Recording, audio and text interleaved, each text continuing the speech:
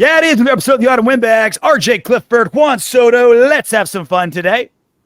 Broadcasting live from Macau, China.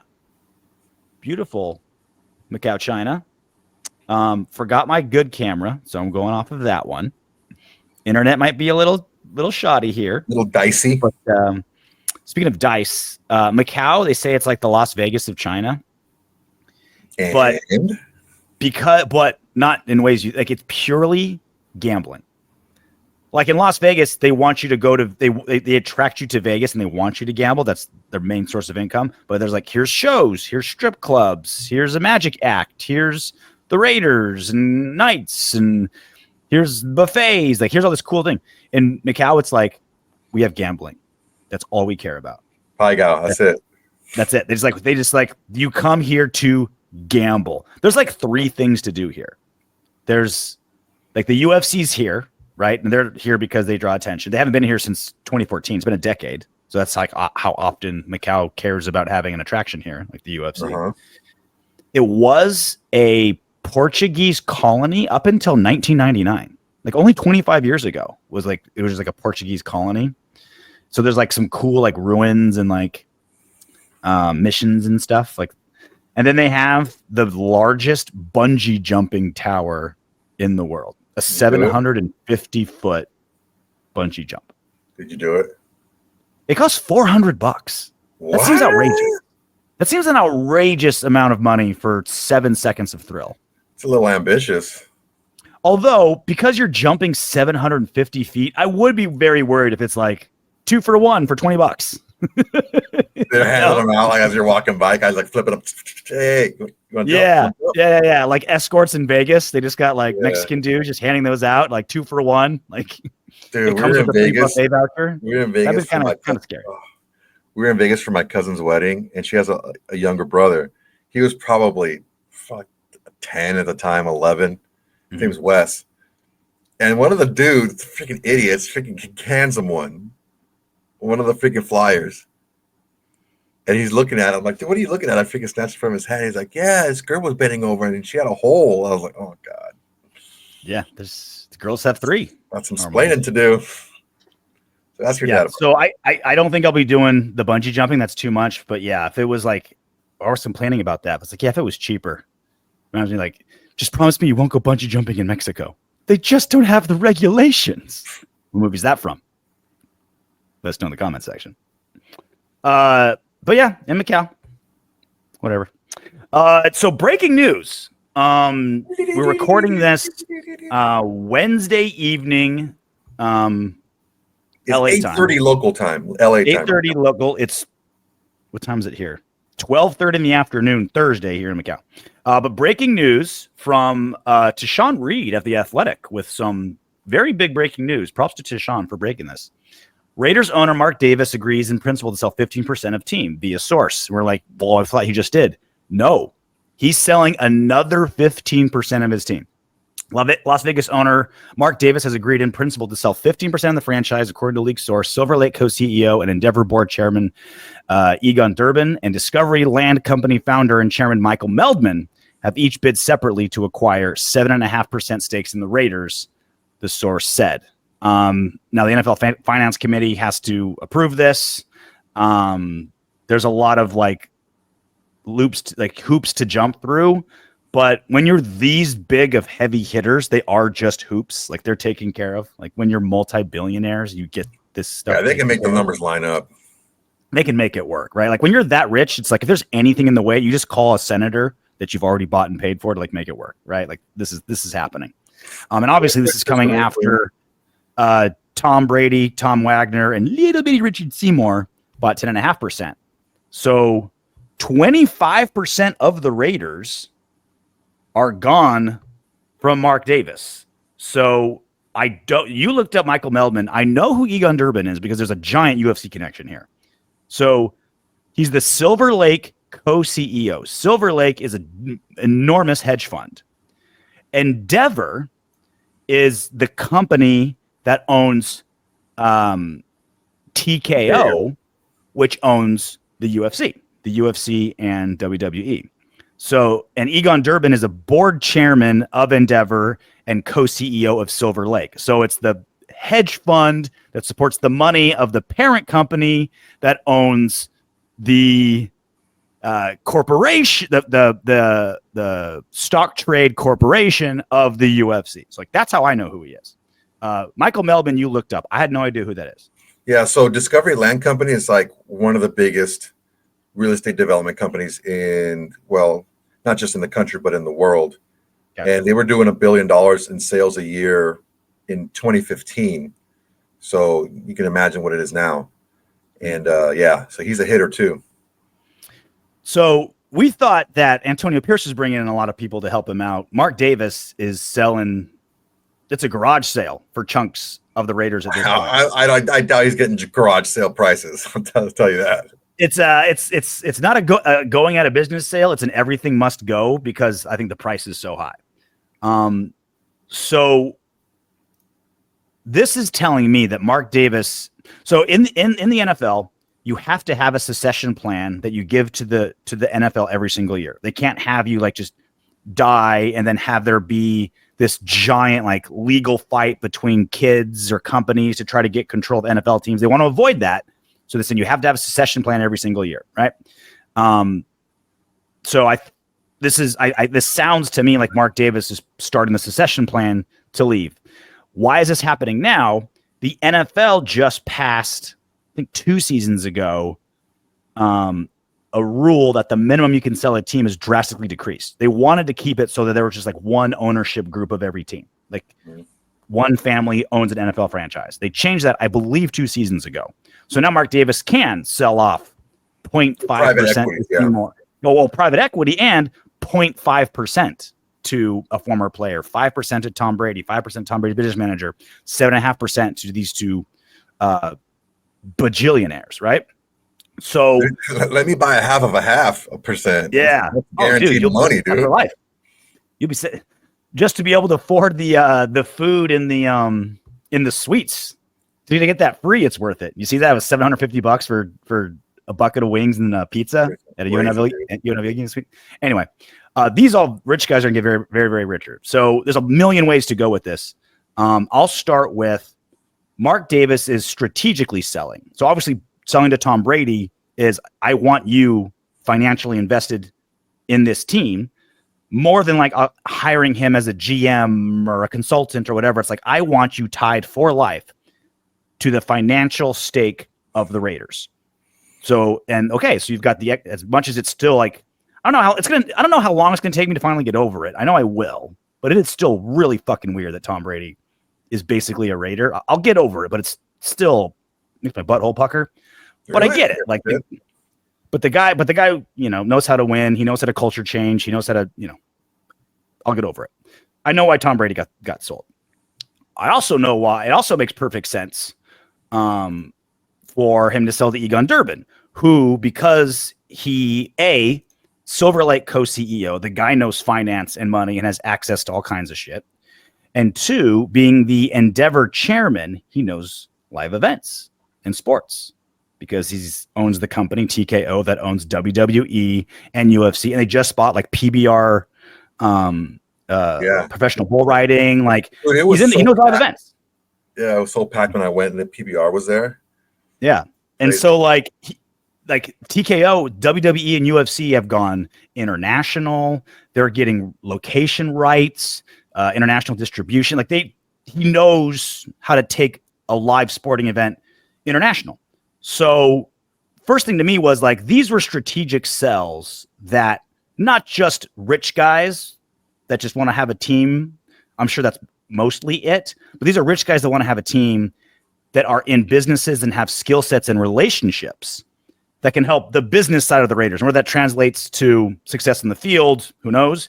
But they have access and knowledge and experience in ways that can make the Raiders more successful financially.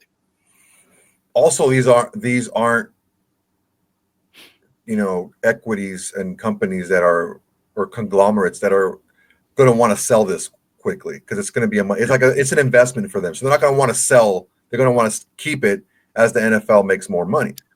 I still believe the primary reason anyone buys an NFL franchise is the prestige.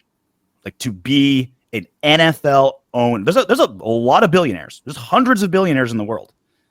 There's only now that some are cut in half, there's only 30 to 35 people that own decent chunks of an NFL franchise. So you buy it to keep it and brag to your other billionaire friends. It's like, oh, you only own a hockey team? Check this out. Come to Allegiant Stadium. Yeah. Well, I see Mark continuing to do this, but I don't see him selling any. I don't see him selling to any one person to more than what he sold Tom Brady to. I think it's still going to be 5, 7, stuff like that. It's not going to be more than 10 to any one person. And these, like I was just saying, none of these, owners are going to want to sell their part of the team to one of the other ones so they can get more because they want to keep it for themselves as well. So, it's you can almost kind of look through the fog and see where Tom Brady can be the majority owner somewhere down the line. I'm not saying I want it. I'm not saying I don't want it. So don't flip out on me. But it's the guys that are buying the 7.5% have infinitely more money and more influence in the world of business than Tom Brady does. Yeah. And he's selling them less than when he sold Tom Brady. Yeah. So that's the money finance part of it that I like to geek out on. But I think the vast majority of you are like, well, what the fuck does this mean? Can we start winning games now? And I think it's a positive. It's starting to sound like Mark Davis, let's call a spade a spade. He's been a shit owner on the field. Oh, yeah.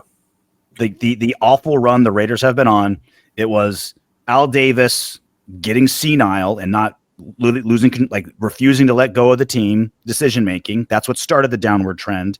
And then Mark Davis took over and it's been just as bad. He's been atrocious. There's only been one consistency in the Raiders losing for the last 20 years, and it hasn't been coach, hasn't been quarterback, hasn't been GM, it hasn't been president, it's been owner. It's been Mark Davis not knowing what the fuck to do. So now he's starting to sell off the team to not just rich guys, but rich guys who know what they're talking about in different facets of sports. So if this means that Mark Davis is now finally letting the adults take over, this is great news. What have I been saying for 2 years, Soto? The Raiders have been ma and pa. Yeah. It's been run like a corner deli. And again, there's a lot of good stuff for guys that have been in the organization for 30 years and they worked their way to the top, and blue collar guys and aren't afraid of work, roll up their sleeve. Every organization needs that. They also need Harvard MBAs with finance. They also need guys that grew up blue blood, that went to private school, along with senators that they can hit up and get shit done. You guys that are able to shake those trees, man, and get shit done.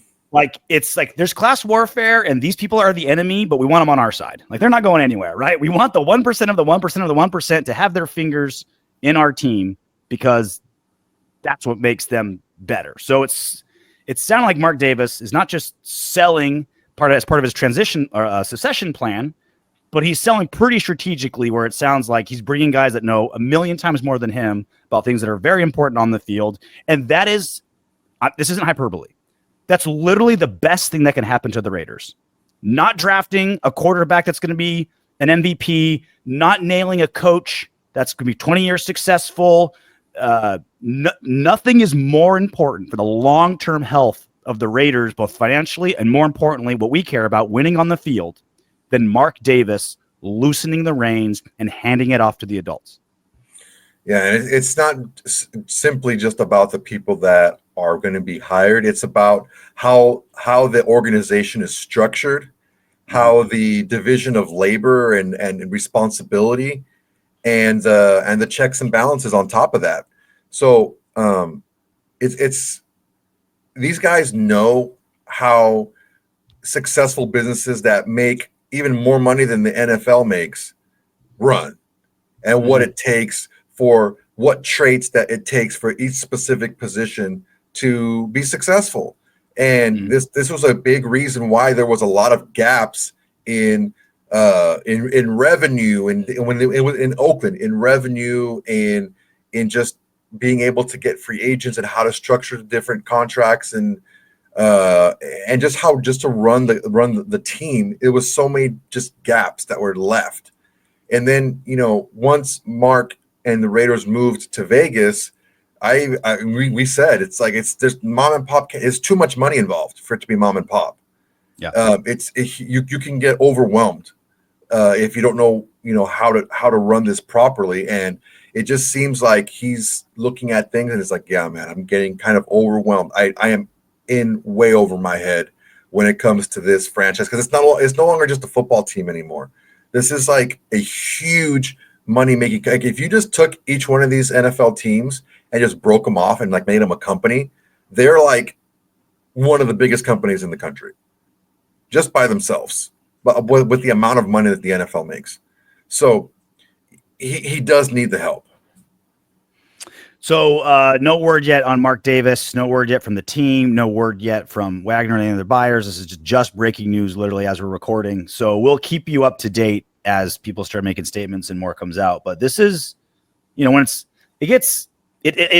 nerd out on off the field stuff because I know how much that means for the future of the team and on the field stuff.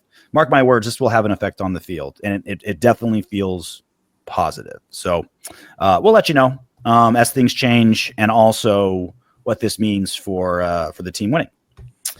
And the team hasn't done a lot of that lately. You did a fantastic full post show. I was at a funeral Sunday. You covered everything when the Dolphins bent over and smacked the Raiders in Miami.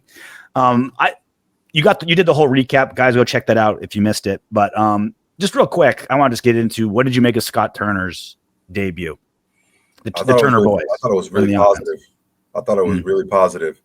I thought that it looked like a Norv Turner offense. Short passes, timing, moving, a lot of movement. They freaking Brock Bowers lined up just what we talked about and what Getsy wasn't doing. Two tight end sets, leaking out late, moving Brock Bowers around, getting favorable matchups. Brock Bowers was literally, this is not hyperbole, he was literally open every single route that he ran. Mm-hmm. Every single one. He was targeted 16 times with 13 catches, 2 bad passes, and 1 pass was knocked down. Dude, it's like this guy gets open on anyone. And it was his best game of his career. Obviously, 9-game career, but and also the most important part, and this is what a lot of people fail to kind of add to the equation. It didn't seem like they were overfeeding Brock Bowers. Mm-hmm. He was put in positions to be successful. Not like how the Jets throw Devontae Adams 11 passes and you catches 3 of them. It's like, no, you're not just force feeding someone just for the sake of force feeding him. You're moving him around and putting him in positions to be successful. That was a huge plus for me. If not for an errant pass by Gardner Minshew, Michael Mayer gets a touchdown. Mm-hmm. That pass he had to kind of like stumble and dive for, and he landed on the 3.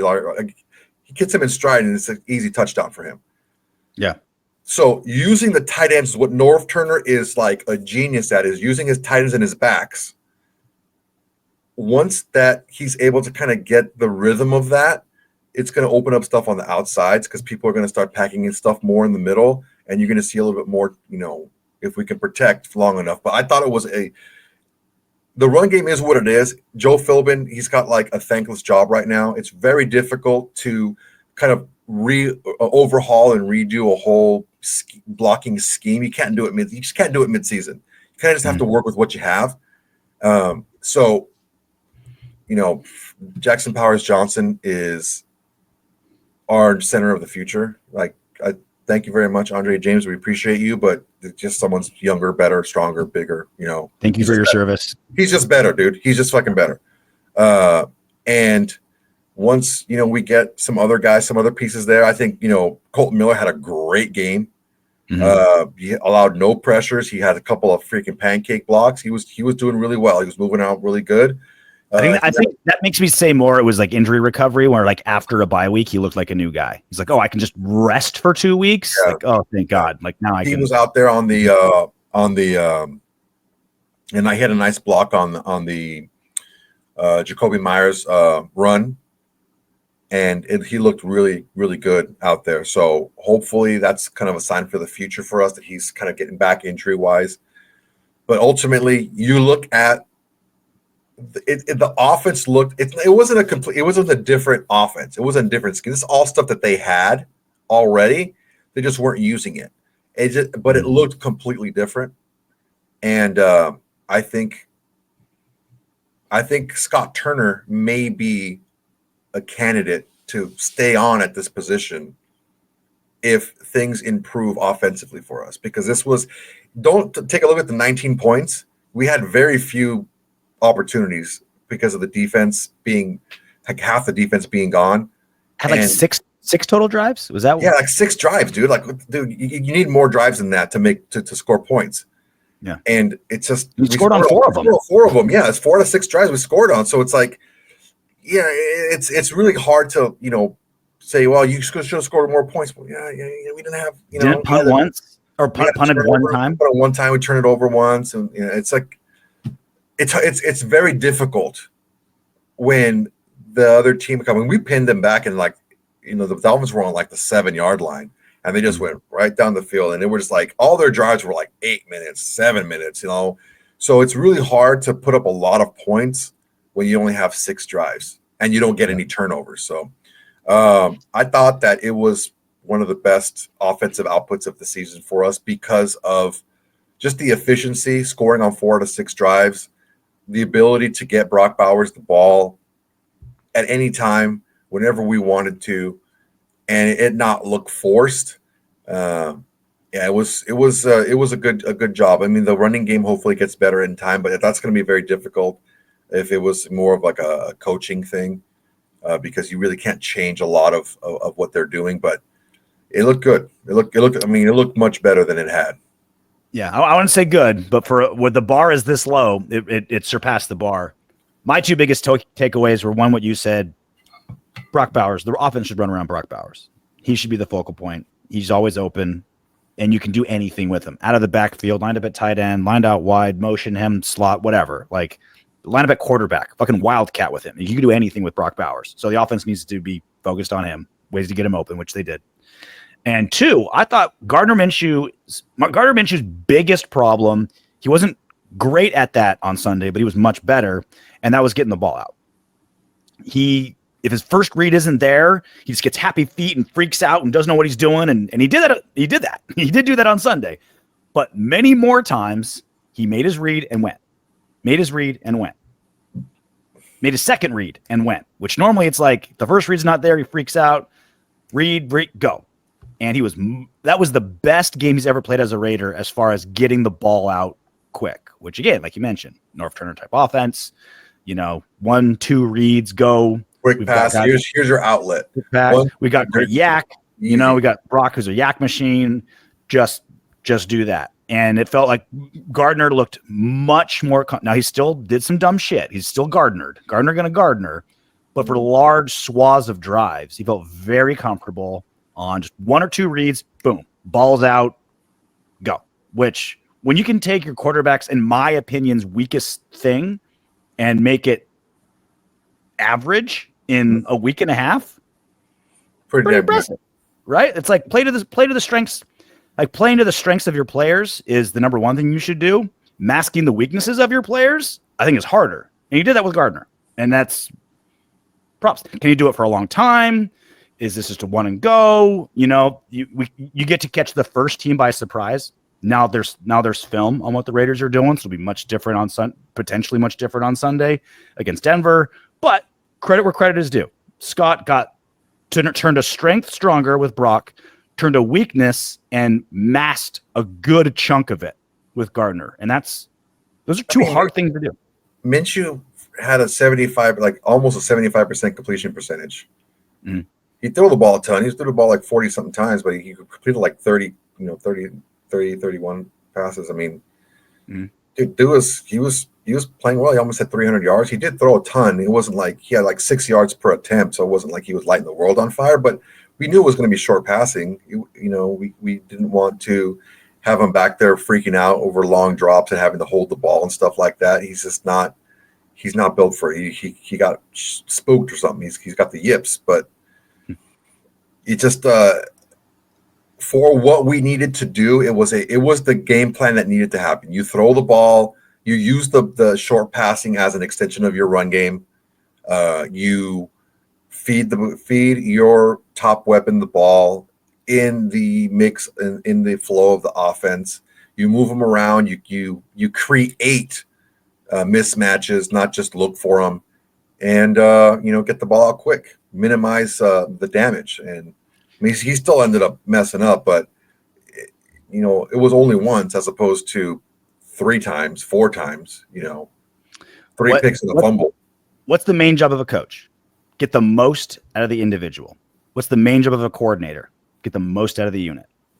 And Scott Turner, he didn't light the world on fire, but and this doesn't earn him a spot as offensive coordinator next season. But it's a great first step. I think Scott Turner showed the NFL, look what I did with what I had. This ain't easy. So, some positives after getting drubbed by a rival, but we'll find some silver linings.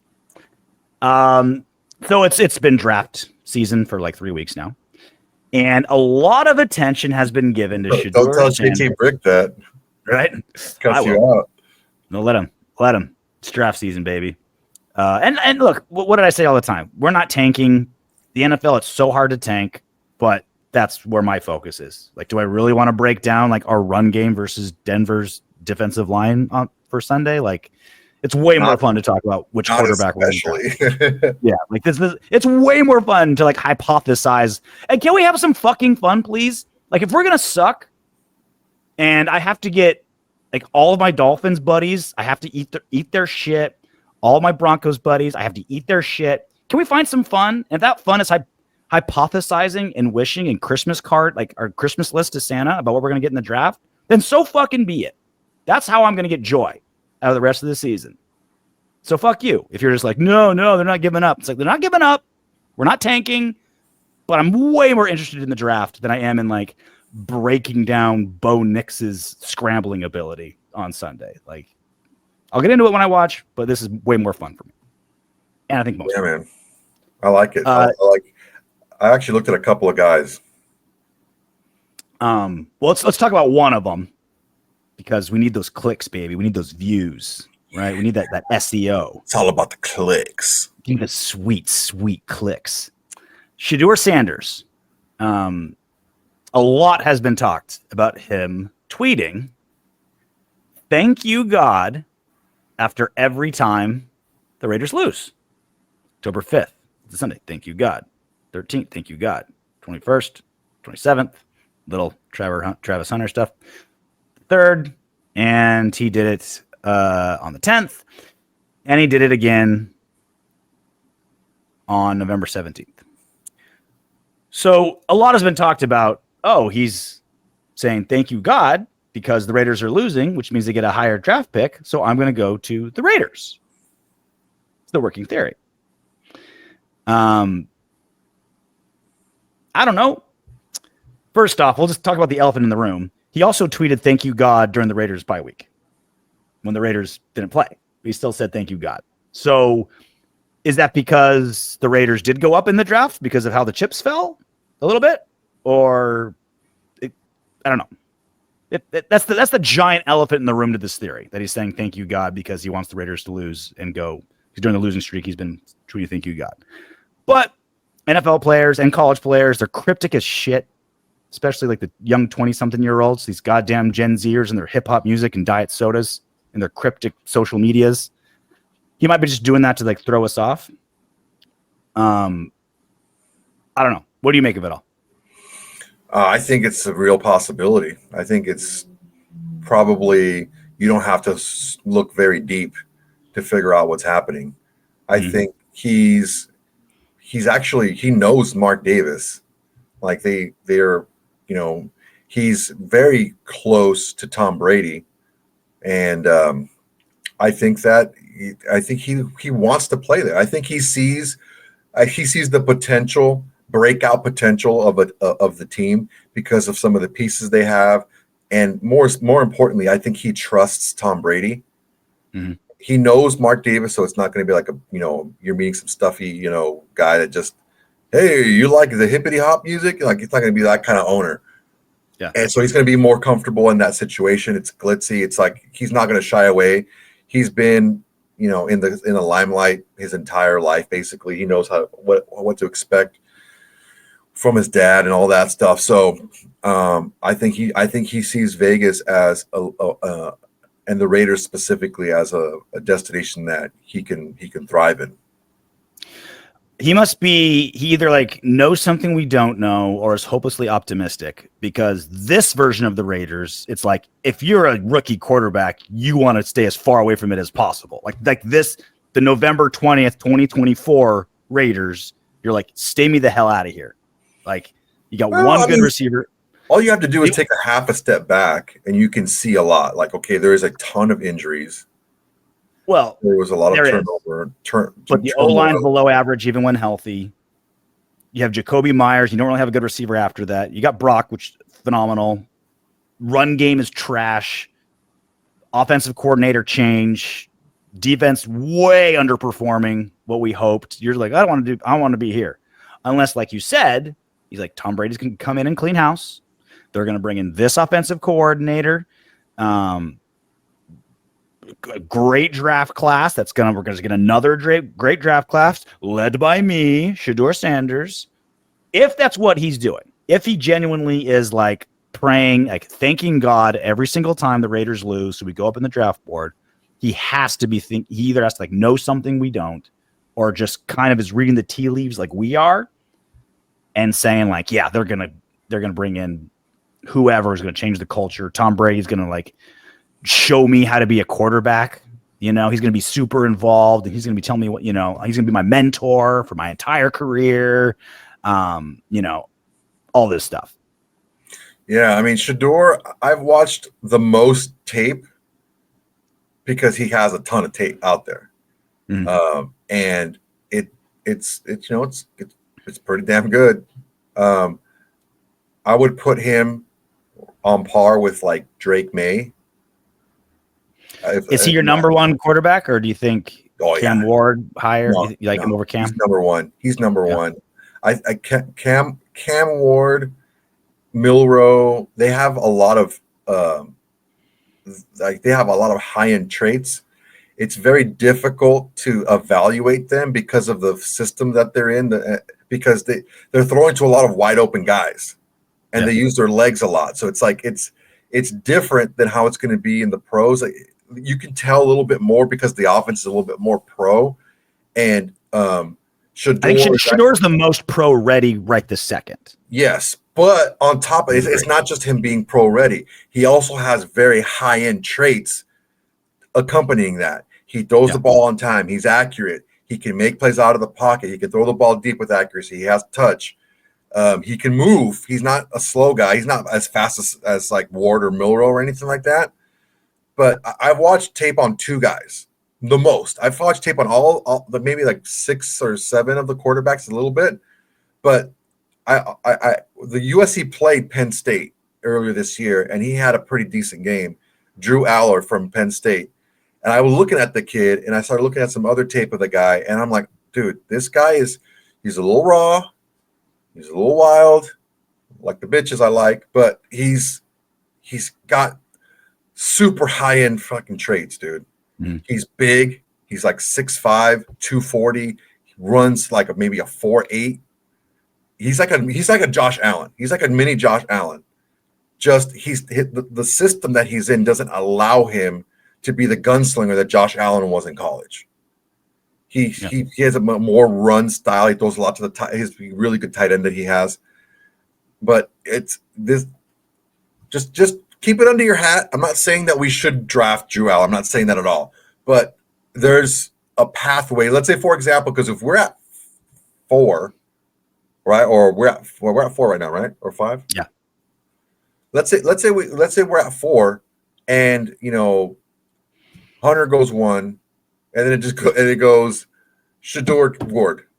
Like, oh, dude, What are we gonna do? After last season, anything can happen, dude. Like after last season, like six if we can't quarterbacks move up, went. if we can't move up to number one to make sure we get the guy we want and the top two guys, because I mean, although he's very talented, I see the rest of the guys, I mean, below what the top six were last year. So if you get a Milrow or a Beck or some of those guys, I don't see those guys being in first round talents. So you would have probably been better off getting a guy last season.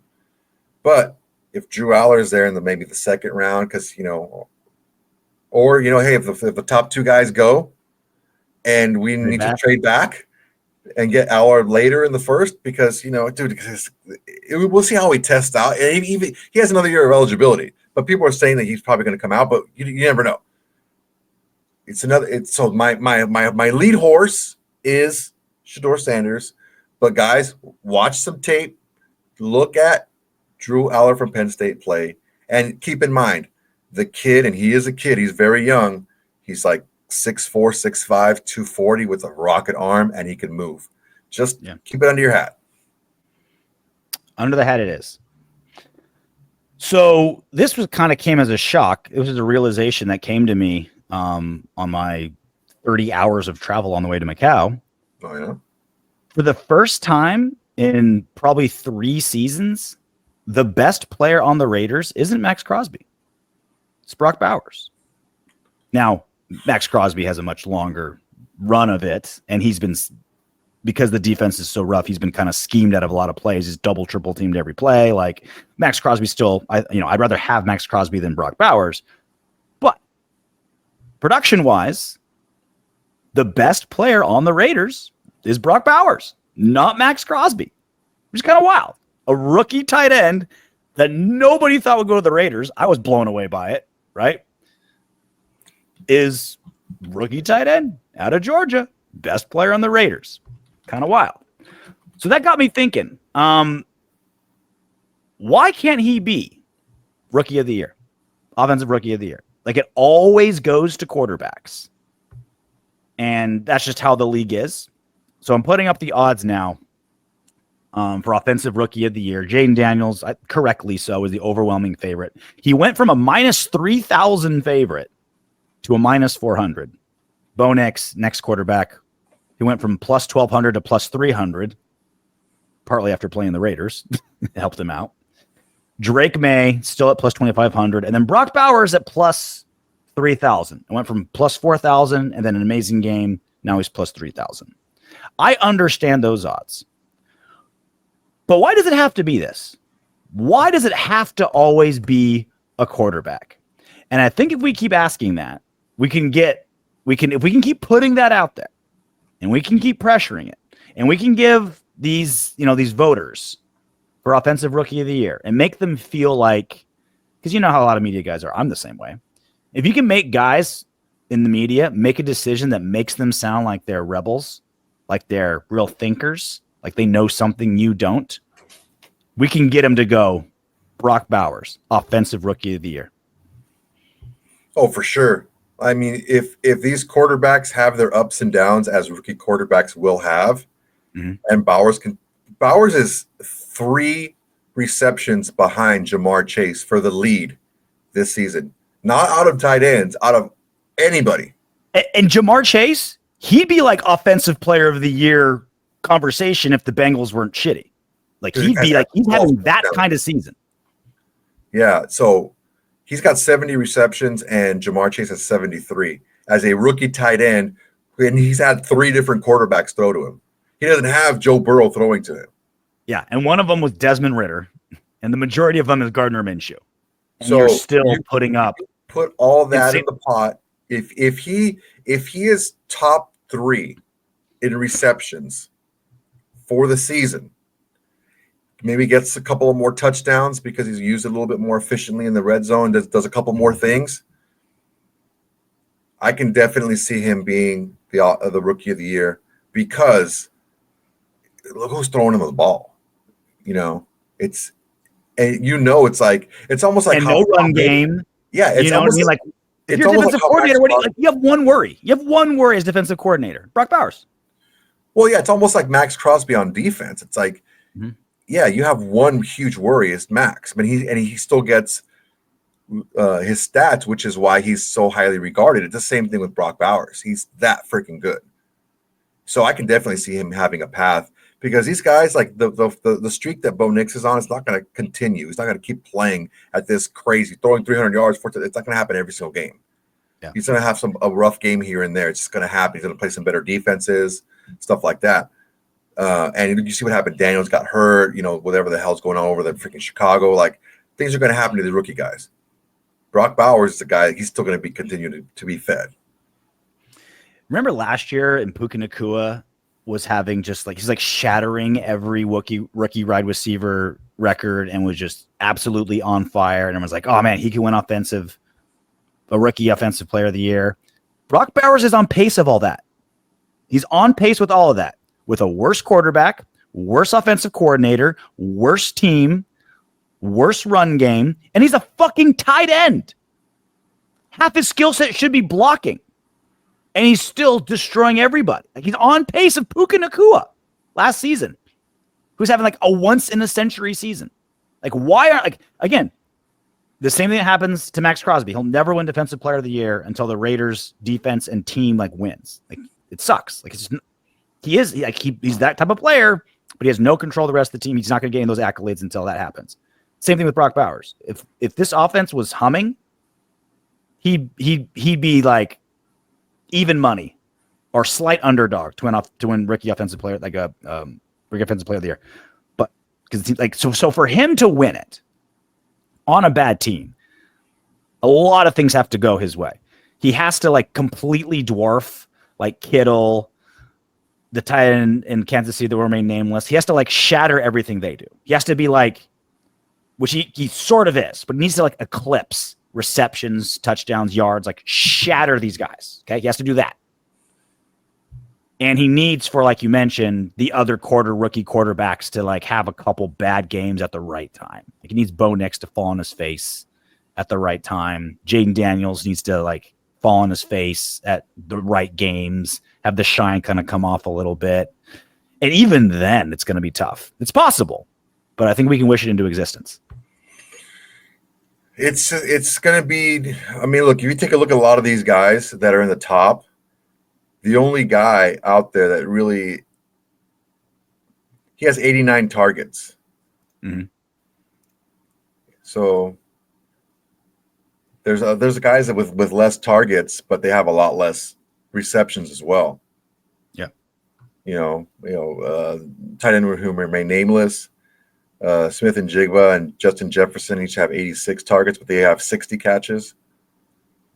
So he's also catching a very high percentage of his targets. Yeah.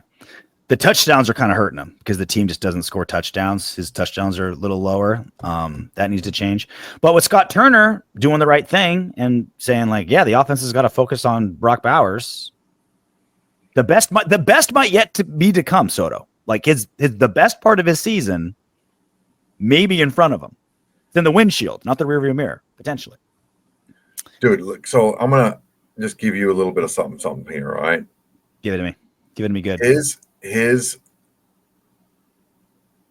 catch percentage is 78.7% with the abomination of triple-headed monster quarterbacks and Luke Getsy as a tight end. And he's not just running these little, slip routes and being he's not just an outlet. He is the focus of the offense.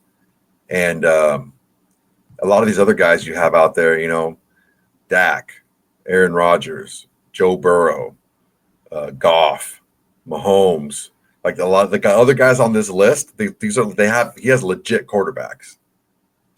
And he's up there. He's up there. You know what else he has to do? He needs to be a showman. Hey. He has a pretty shitty Trump dance. Because it's supposed to be almost like you gotta be real jerky with it. Hey. Yeah, like he's too smooth. And he's doing more of the choo-choo train as it's opposed not to a rock and sock him. You have to be out like this. Yeah. Hey.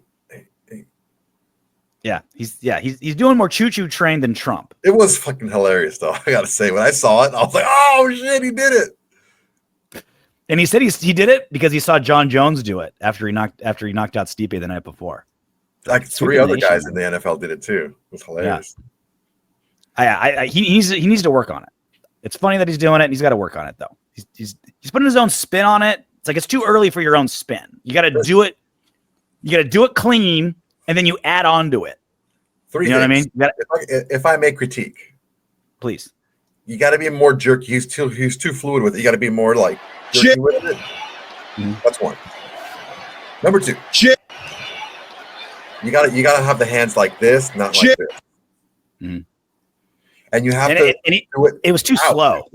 Because he's such a good teammate, he stopped the dancing quick because he wanted to celebrate with his teammates. Because he's a good teammate, which is more important. Yeah. But you got to put the spotlight on yourself a little bit, Brock. You don't do rock'em sock'em this way. You put the hands and you go out.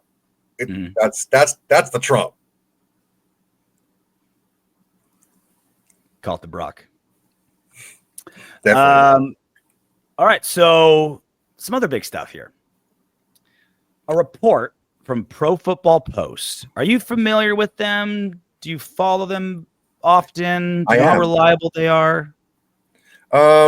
It's more of an entertainment style site type thing.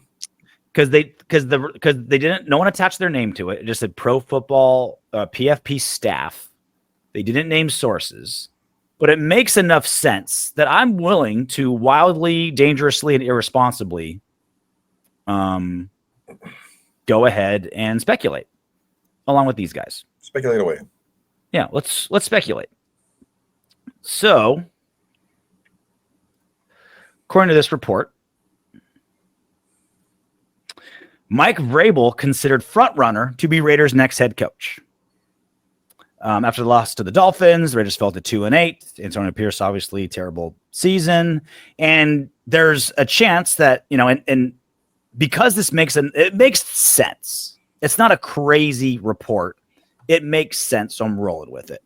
If Tom Brady does what a lot of people are speculating and is going to be the decision maker, makes sense. He'll go with Vrabel, the guy that he played with. The Raiders need not just kind of like a stopgap guy. They need like a culture shaker, like a culture changer. Not just like, I'm going to come in and be a coach. I need to shake this organization at its core. Vrabel is available, which is kind of crazy. I thought he was a good, pretty successful coach. He's the one guy out of that like Belichick system to have success as a coach. Everyone outside of Belichick blows. But he played for him and found success. And Antonio Pierce has won 2 games. So I don't know. It makes sense. I don't know if I believe the reporting, but if they move on from AP, yeah, I would say it makes sense for Vrabel to be either the front runner or top 3. You definitely don't have to change a lot of personnel. I think it's you're not bringing in a freaking high flying spread them out, throw the ball all over the place type of coach. It's a very similar defense, run the ball, play action type guy. That's who he's been. And Patrick Graham, like he's a defensive minded coach, but they were assume he's going to keep Patrick Graham, which is great news, right? Yeah, they were in New England together for a while, so there's a connection there. He's I like the job that he did with freaking Tennessee, dude. He got him the number 1 seed in Tennessee, dude. With freaking what's his name as his quarterback? I can't even remember his name. That dude. Oofy white dude. That guy. Who, that guy? Yeah. I want to worry about that guy. Yeah. I think so I think when we talk about are the Raiders going to fire Antonio Pierce? I think too often fans, and I make the same mistake as well, I look at it through the narrow window of Antonio Pierce, right? Did he do enough? Is he good enough? Is he improving enough? Is his future in the right trajectory? Like we're looking at it in that realm. When it doesn't need to be that way. I tell about this. I talk about it all. It's not how it works. I talk about it all the time on my MMA show on Sirius. People are like, well, does this guy do enough to deserve a title shot? It's not, did you do enough? It's, are you the best option? Sometimes it's a dude on a 1-fight win streak. There's been guys with 10-fight win streaks that don't get title shots because there's a guy that's better. It just makes more sense. Either more sellable, or he has better wins, or he moves pay-per-views, or the stylistic matchup's better. He has a rivalry with a champion. A million reasons, right? It's not always like there's a very strict criteria. You have to win 6 fights in a row against top 10 opposition and blah, blah, blah, blah. It's like, no, who's the best option, right? And I think that's how I have to look at Antonio Pierce, whether he comes back or not. It's not just, did he do enough? It's no. Is he the best option next season? That's how it needs to be looked at. Go ahead, sorry. And obviously, like, there's factors he doesn't control. If Tom Brady comes in, would he want him or Vrabel? Things like that. And obviously the cupboards were very bare for Antonio Pierce. That needs to be addressed. But he's also made all the mistakes that we've talked about all the time. The magic that we saw at the end of last season, basically, number one in turnovers, number one in penalties, number one defense, like that's all gone. That's not there anymore. So we need to look at it as, okay, does he deserve 2 years? Sure. But is he the best option with the circumstances that are around this team? And I think I don't have an answer to that question yet, but I think we need to remind ourselves that's where the conversation should be. Not did AP do enough to deserve it. It's who is going to win us the most games. And maybe the option is let AP finish what he started. He's building something, and then let him finish. That could be an option. Or no, there's someone better. And he would be better starting with the ground running as opposed to a 1-season head start that AP has. Yeah, I kind of shuddered at the word like deserve, because it's kind of like the word fair to me. It's like that's it's subjective. It's extremely it's what subjective. You teach 5-year-olds. That's not what the words you use to win football games. Look, here's the deal. If AP shows you that he's getting better, and what he's getting better and what he's showing you tells you that he can win games, you just got to give him time. Okay, I see it. If he's not showing you that, then you go with the best option. It may still be AP. He may show you, he doesn't show you as much as you want, but he shows you enough to see that, okay, this is going to get better with time or whatever. The team's still playing really hard for him. He had a little issue with injury, this and that, blah, blah, blah. If he's not getting better, the team's still playing hard, but he's just not really hanging on to it. The team's a little bit, disarray as far as like organization goes, practice-wise, film-wise, meetings-wise, stuff like that. And you just need to another guy has got a little tightened up a little bit easier, a little bit better, a little bit more tightened up. Yeah, man, go ahead and make the switch, because you're not doing yourself any favors by squinting. We squinted way too long. Don't squint. Look at it for what it is. And I think a lot of the people around Mark Davis now and Tom Telesco, they see things for what they are, not for what they wish they can be. This guy is XYZ. He's getting better. He's improving this and that. Look, working hard and playing hard, that's like your ticket into the game. You know what I'm saying? That's your price of admission. That shouldn't be your calling. Oh, they play really hard for him. Like, well, yeah, that's the bare minimum. That's the bare minimum. If you're not doing that, you're not even getting a look. That should be like that's showing up for the test, right? You showed up to you made roll call. Great, you showed up on test day. Now you have to get an A. Yeah, so that shouldn't be. If that's what he's hanging his hat on, it's simply not enough. Thinking about it, whatever you want to say about it being fair, he only got 1 year, he deserves a second year. No, look at all the injuries. It's not about the end result. It's about how did he do. And if he's not getting better at other things, and all he has under his hat is the team plays hard for him, later. And again, we're talking bare minimum, and that's just what AP has control of. And then you add all the factors of if Tom Brady comes in, like he just wants Vrabel, and Mark Davis says, "You're in charge, Tom." AP can win every game from here on out, and Brady can be like, "Nope, we want Vrabel. Sorry." So AP's got a lot of things he has to handle, that he has to excel at, that he controls. And even then, based on the circumstances, it may not be enough. We'll see. Because the thing is, look, he can still improve, but still be light years behind coaching wise. Mm-hmm. Just strategy and just the mentality. Not everyone can be a master chess player. Some people just don't have that mentality to do it. Like, dude, like, God bless them. God damn it. The guys I work with, the guys that work for me, they're nice kids, dude. But you got to tell them to do everything. Mm. If you don't freaking outline every single thing, every single task, they're going to screw it up. Yeah. But if you do that, they'll do a good job. Now I know who I'm dealing with, and I know how to manage them. Great. But that's not what a head coach, should be. A head coach should be the guy that's able to think on the run and just have that strategic mind. And as far as what we've seen so far, it doesn't look great.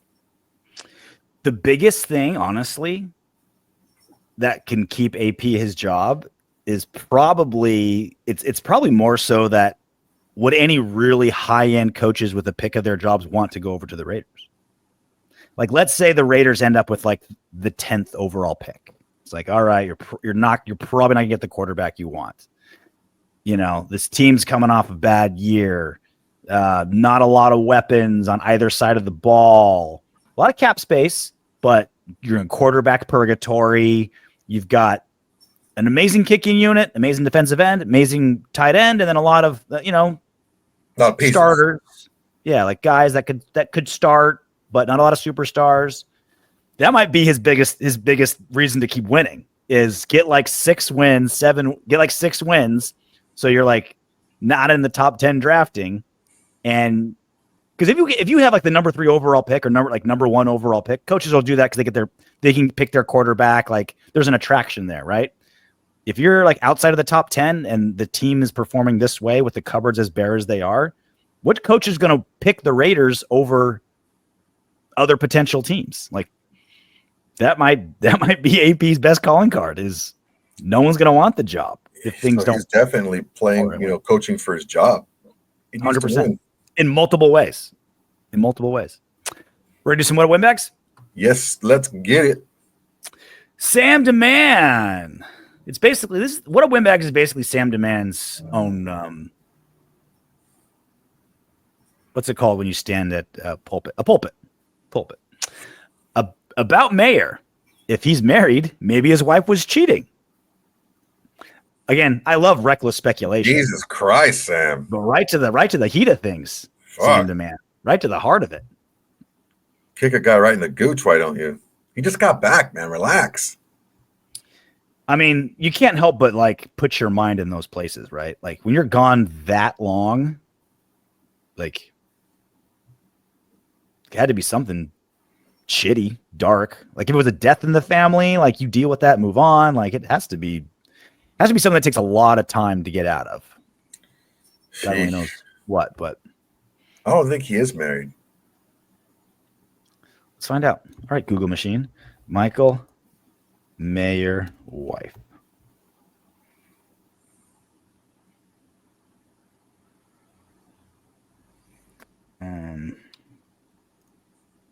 Really good radio we're making right now. Yeah. Personal. I mean, this is like to go there and be like, yeah, Michael Mayer, maybe he's married, maybe his wife. Not married. I didn't think he was. I don't think so. His Wikipedia doesn't say so, and they almost always do. So we'll go with that. How about no? New LV Raider 67. AP stands for all punts.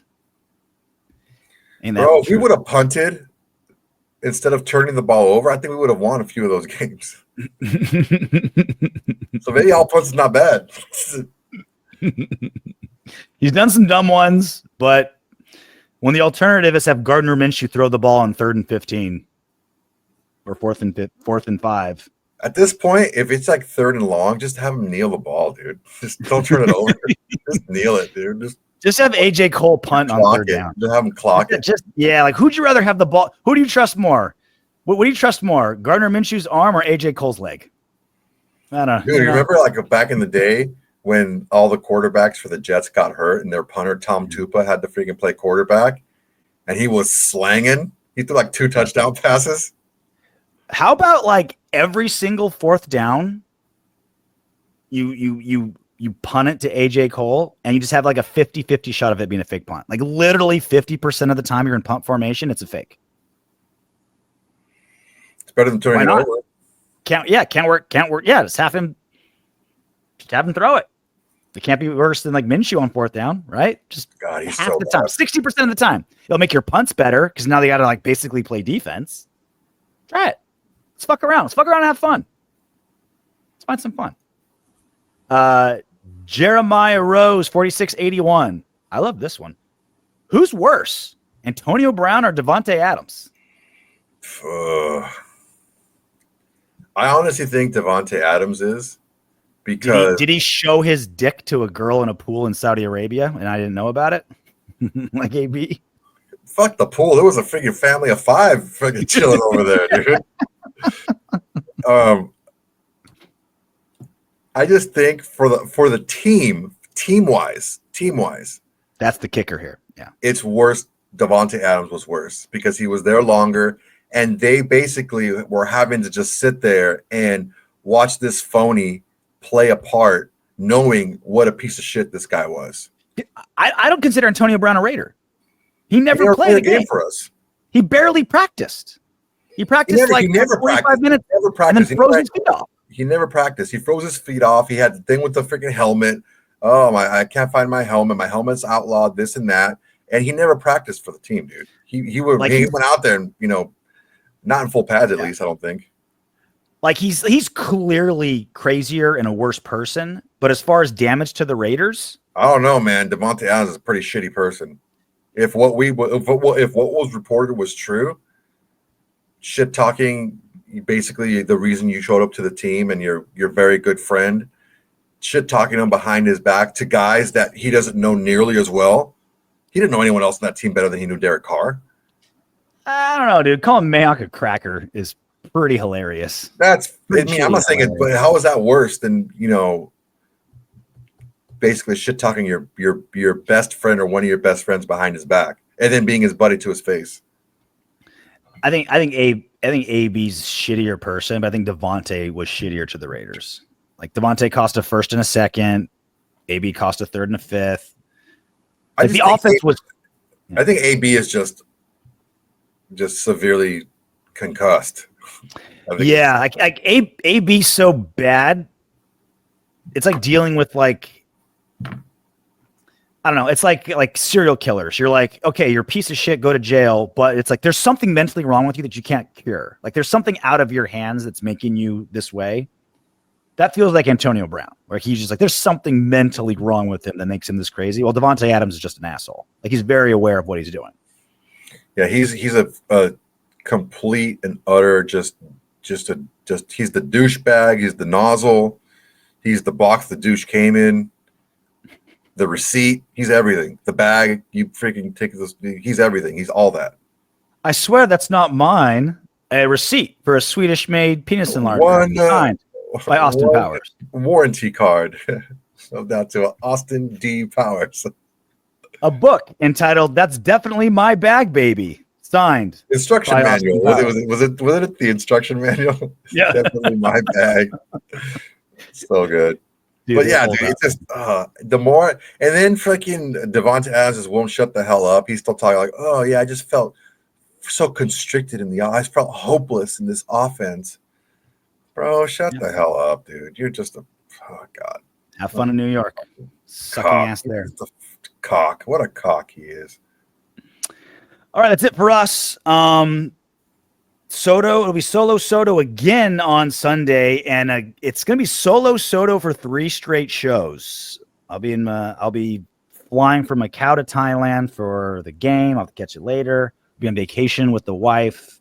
It's her 40th birthday present, so I promised not to work. And then I'll be flying back for the next game. So for you Soto fans out there, you got a big treat coming. Solo Soto for a week and a half. I did the math. This is the first time in 14 years I haven't done a radio show in like a 2-week period. Like this is the longest I've gone without me doing a radio show in 14 years. I'm so lazy now, my Man, 40s. you remember what AJ Hawk said?